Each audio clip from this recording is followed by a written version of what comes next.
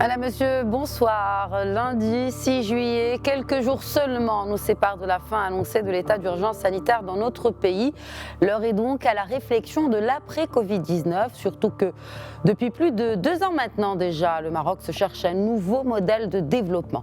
Alors, on attend dans le rapport de la commission spéciale créée à cet effet. Les think tanks multiplient leurs propositions et réflexions. Celle que nous regardons de près ce soir découle du think tank Al-Muntada. Plus de 300 participants ont pris part au cercle de travail dans 16 provinces du royaume. Le rapport est volumineux, 164 pages. Rassan Benchkaroun, cofondateur du think tank Al-Muntada, nous en livre les principales conclusions en première partie de Questions Écho. Et en seconde partie, toujours dans cet esprit de réflexion, du côté du cercle des jeunes dirigeants, cette fois le CJD Maroc, nous passerons en revue, en compagnie de son vice-président Redouane Amin, les 20 impératifs identifiés pour la relance économique post-Covid-19. Merci de rester avec nous.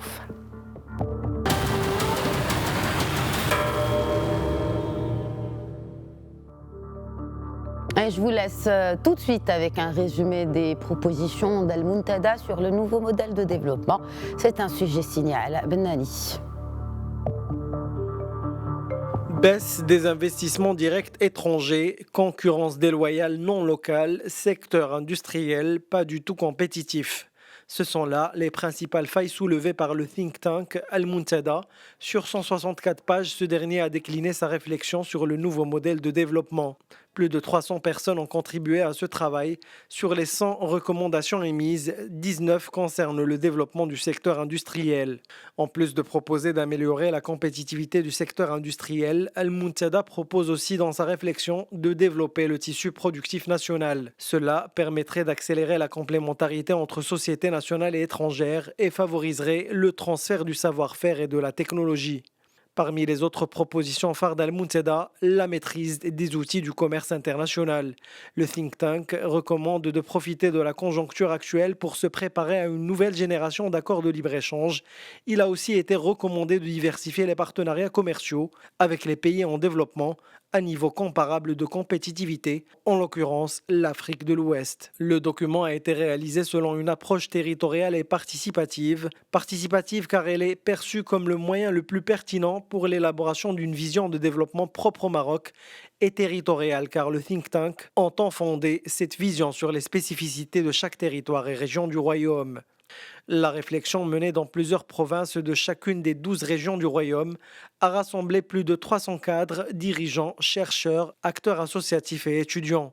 Rappelons que le premier draft du très attendu rapport sur le nouveau modèle de développement marocain a été reporté pour janvier 2021 afin d'intégrer les nouveaux chamboulements engendrés par le coronavirus.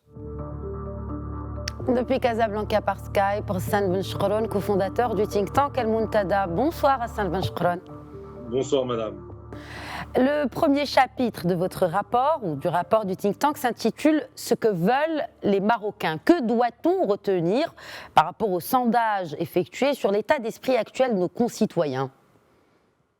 Alors, merci tout d'abord pour l'invitation. Et avant de parler peut-être du baromètre du sondage, j'aimerais dire quelques mots rapidement sur Al-Muntada. Al-Muntada est un think tank indépendant qui a été créé il y a 2 ans. Il regroupe des cadres et dirigeants qui sont issus de divers horizons et territoires et qui ont un dénominateur commun et qui est celui donc d'avoir envie de contribuer à la réflexion sur le développement de notre pays. Alors par rapport au baromètre qui a été donc réalisé par Al-Muntada en collaboration avec l'Institut de sondage Opinionway, il y a un certain nombre d'enseignements qui ressortent et qui effectivement montrent relativement un certain désaveu des citoyens par rapport à la classe politique, mais néanmoins une envie de peut-être plus d'État et mieux d'État. Donc un constat composite et complexe, mais qui est intéressant d'analyser plus en détail. Alors justement, vous avez privilégié l'approche territoriale, donc pour chaque région du royaume, des 12 régions que compte le royaume, vous avez établi en tout cas une liste de questions qui ont été posées à ce millier, il me semble, de sondés. Qu'est-ce qu'on peut retenir? Quelles sont les disparités vraiment frappantes que vous avez relevées à la suite de ce sondage par rapport à toutes ces régions que vous avez passées justement à la loupe? Alors, des disparités, des disparités, il y en a forcément, mais il y a surtout on va dire des atteintes communes au niveau de toutes les régions du royaume, des attentes fortes par rapport à des secteurs importants que sont l'éducation, la santé, les transports en commun, une attente forte par rapport à une libération des énergies pour qu'effectivement les Marocains puissent entreprendre des initiatives en toute liberté.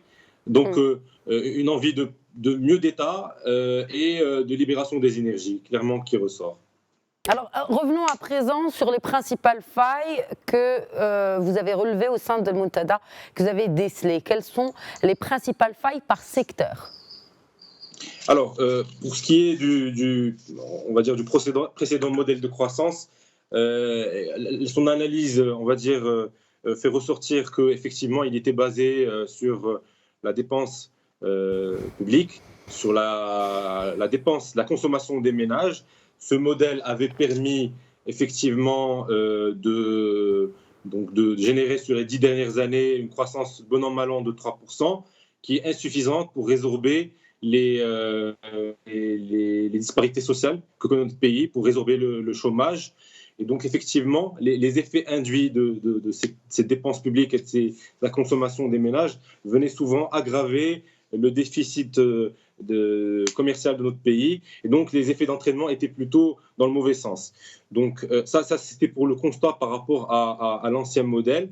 Alors, aujourd'hui, si on devait parler du nouveau modèle, la philosophie de notre réflexion est qu'il est important de dégager une vision commune à tous les Marocains, de construire un nouveau contrat social, celui d'un Maroc qui est fier de sa singularité et de son identité particulière, et qui a besoin réellement d'un État de droit, garant des libertés et de la justice, et qui va consolider la marche vers la démocratie.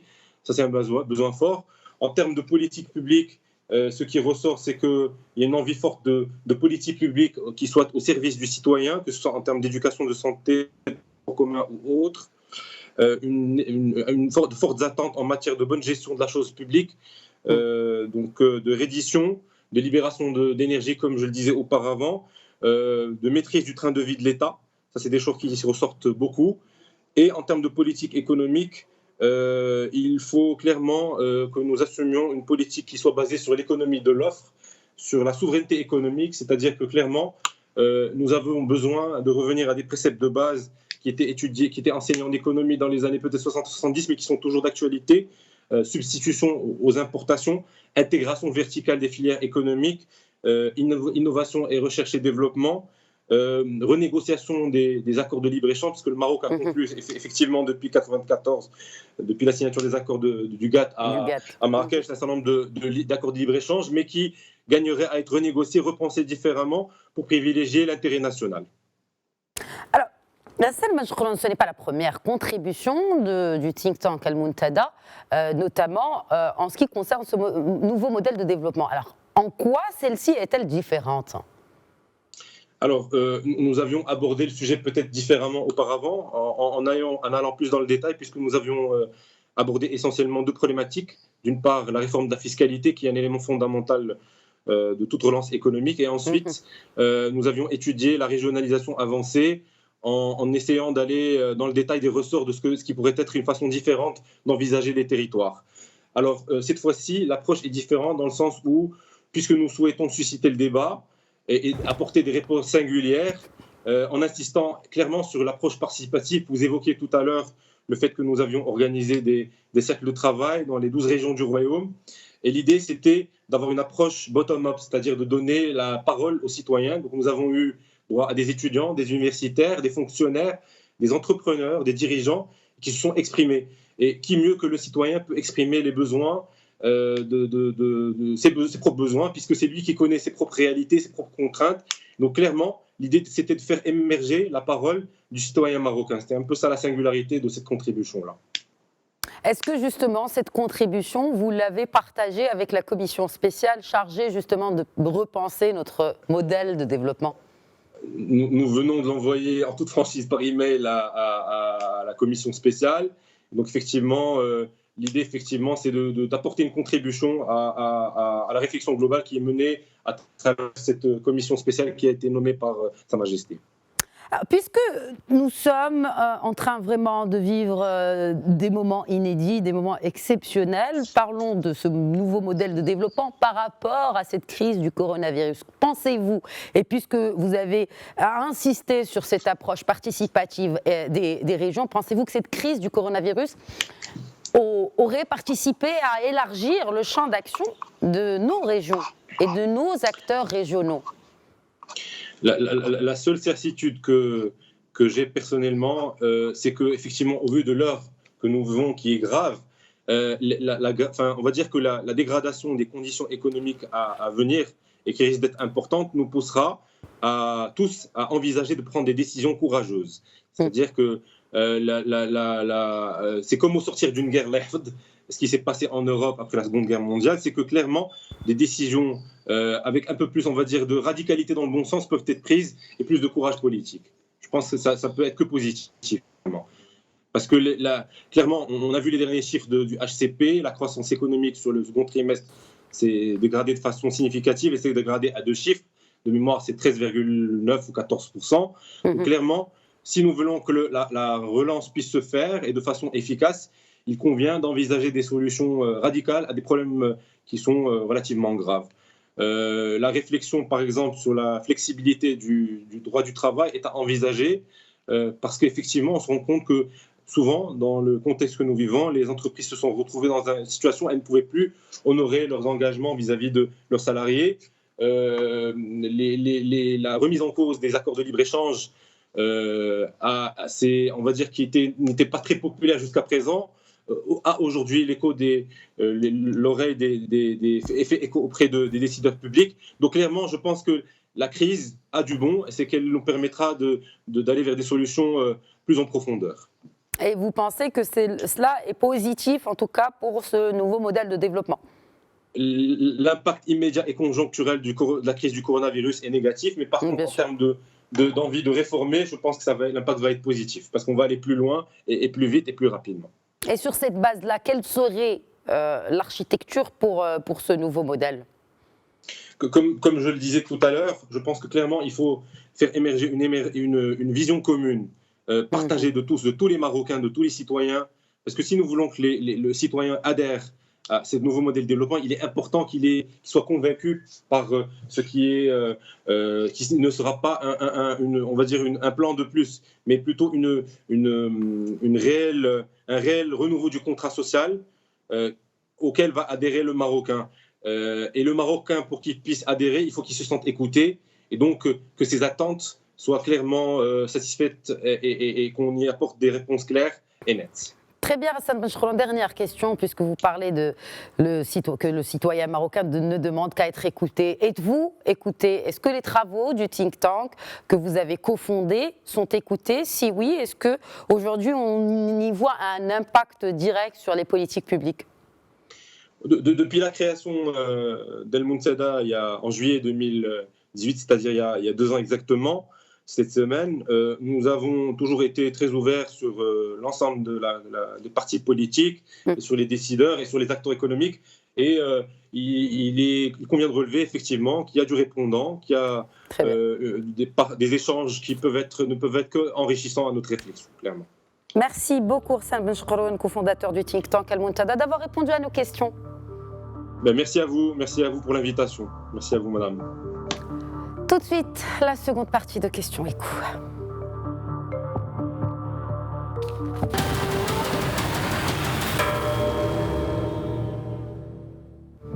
L'après-Covid-19, quelle piste de relance selon en tout cas le cercle des jeunes dirigeants, le CJD Maroc? C'est un sujet de Hala Benani.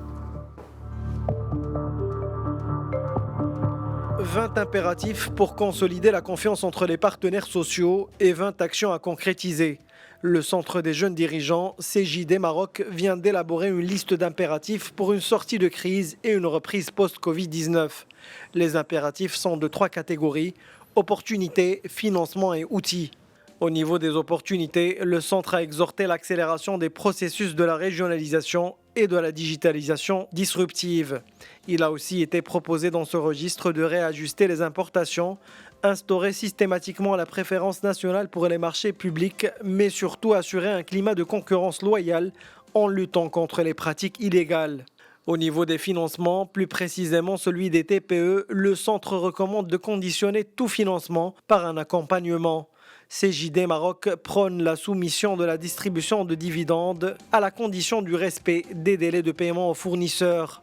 Enfin, côté outils, le CJD préconise l'institution d'un impôt sur le patrimoine non productif, la facilitation de l'accès au foncier de l'État, l'instauration d'un statut de micro-entreprise avec une cotisation fiscale et sociale forfaitaire et la mise en place d'un projet national visant l'autonomie énergétique. Enfin, des propositions structurelles et économiques ont été proposées pour un nouveau modèle de développement. Au niveau structurel, le CJD milite pour l'élaboration d'un manifeste de citoyenneté et d'un pacte national de solidarité et de performance globale basé sur la promotion de l'excellence humaine et de la compétence marocaine. Au niveau économique, le centre défend la thèse mettant l'humain au centre de tout modèle de développement. Et depuis Marrakech, par Skype, Redouane Amine, vice-président du Centre des jeunes dirigeants. Bonsoir, Redouane Amine. Bonsoir, madame. Tout d'abord, pour qu'on en sache un peu plus sur ce rapport ou sur ces propositions, quelle a été la méthodologie que vous avez adoptée pour mettre en place ces impératifs de relance économique post-Covid-19 ? Alors, merci pour l'invitation. Au CJD, on a passé pratiquement 2 mois de réflexion par rapport à la situation actuelle que traverse le monde et le Maroc en particulier, sa situation économique et sociale. À travers nos antennes, que ce soit Tanger, Fès, Rabat, Casa Marrakech, Jdida, Agadir et Ouarzazate, on a fait des ateliers par visioconférence et ça a été chapeauté par une commission de nos past présidents du Maroc et on a recueilli les principales, je dirais, recommandations pour les mettre sous forme de manifeste pour le redémarrage de l'économie marocaine assez rapidement. Alors, quelle est la recette du CJD pour ce nouveau paradigme économique, mais aussi et surtout social ? Alors, le CJD, son credo essentiel, c'est œuvrer et faire en sorte que l'économie soit au service de l'homme. Donc, au Maroc, on n'a pas assez de richesse que l'être humain. On a un capital humain très intéressant et on doit le mettre au cœur de toute réflexion ou de toute stratégie, que ce soit économique et sociale, de développement. D'ailleurs, le modèle de développement pour lequel on aspire tous, et vraisemblablement, ça serait vers la fin d'année, c'est tout centré sur l'être humain, son éducation, son enseignement, sa santé et son épanouissement dans la société. Et ça ne serait que par la mise en place d'une vision globale, ce qu'on appelle nous au CJD la performance globale. C'est une performance à la fois économique, sociale, sociétale, environnementale de tous les acteurs, que ce soit publics ou privés. Alors, justement, par rapport à ces acteurs privés, post-Covid, comment, selon vous, on pourra sauver nos TPME après cette grave crise que nous sommes en train encore de vivre et que nous risquons de vivre pour un petit moment encore ? Alors, encore faut-il rappeler que au Maroc, on a enregistré malheureusement en 2019 un peu plus de 8400 entreprises en faillite. Et Dieu sait qu'en 2020, on aura un peu plus à cause de cette crise économique au niveau international. Alors, pour nous, on a mis en place 20 impératifs d'ordre économique, mais aussi 20 idées ou stratégies pour exactement avoir un nouveau paradigme au niveau économique et social. Bon, pour les impératifs, je dirais d'urgence, on les a classés en trois catégories. La première, c'est des opportunités pour notre pays, la deuxième concernant le financement de la reprise économique, et le troisième impératif, c'est les outils pour accélérer la reprise post-Covid. Pour les opportunités, on a deux volets. C'est la régionalisation avancée, tant convoitée par tout le monde, parce qu'il faut prendre en considération les aspects régionaux de chaque territoire. Et deuxième volet, c'est surtout je dirais, une volonté destructive par rapport à l'usage du numérique, par l'usage du digital, dématérialiser l'administration et passer à une économie de 2.0.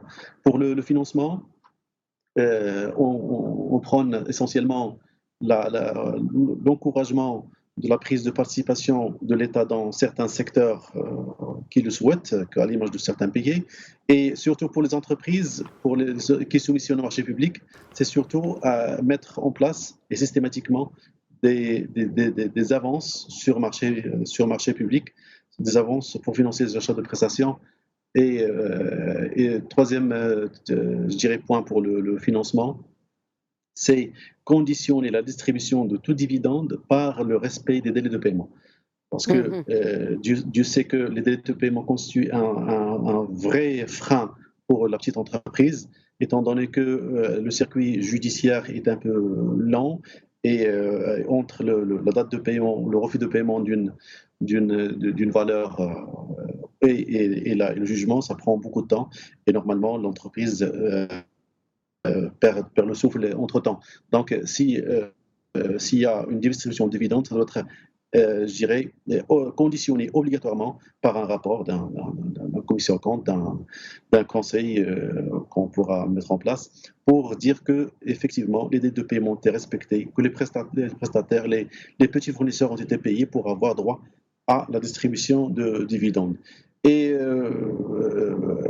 on n'oublie pas que il y a aussi un aspect des financements alternatifs tels que le financement participatif, crowdfunding, les business angels. Ça, il faut les mettre en place assez rapidement parce que je dirais la trésorerie constitue la principale je dirais, problématique de l'économie ou de l'entreprise marocaine.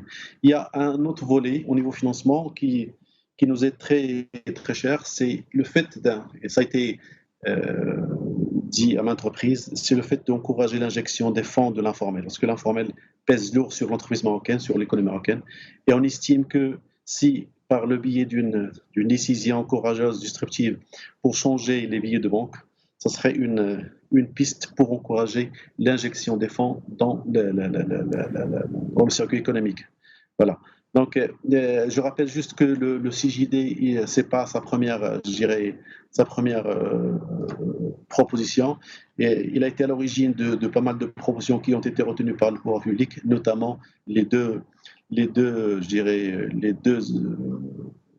propositions phares, qui sont la création de l'entreprise à 0 dirham et le statut de l'auto-entrepreneur qu'on a proposé en 2011. Alors justement, toutes ces mesures que vous venez de proposer, notamment par rapport à la relance économique post-Covid-19, comment les concrétiser ?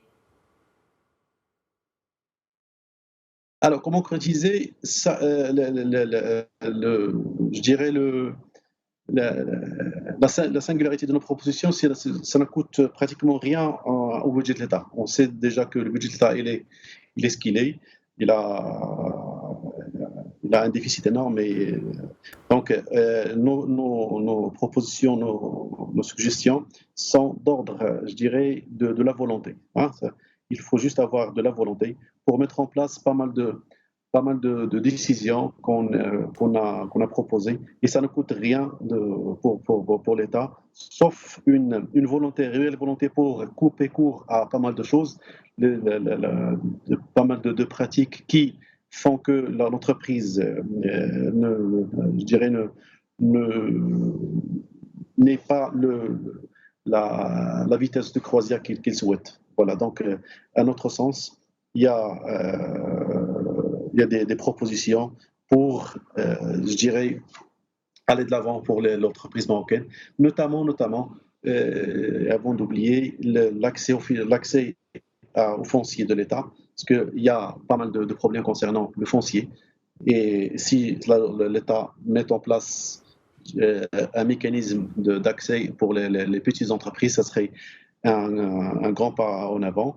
Il y a aussi, dans le cadre du foncier, il y a une proposition de mettre en place un impôt sur le patrimoine productif. On sait tous qu'il y a pas mal de locaux, pas mal de terrains qui sont non productifs. Et si l'État souhaite que ce patrimoine intègre le circuit économique et que ce soit productif pour l'économie nationale, il n'a que l'imposer. Donc, si on impose le patrimoine productif, à la fois ça coûte rien à l'État, ça fait entrer de l'argent, mais aussi ça peut encourager les gens à investir davantage. Merci beaucoup Redouane Amine, vice-président du Centre des jeunes dirigeants, d'avoir répondu à nos questions. Je vous remercie. Merci à tous de nous avoir suivis. Voilà, c'est la fin de Questions Éco. Je rappelle encore une fois que vous pouvez interagir avec nous via le hashtag Questions Éco. Je vous donne pour ma part rendez-vous demain à 21h, Inch'Allah, pour un nouvel épisode de Questions Éco. D'ici là, restons vigilants et prenez bien soin de vous.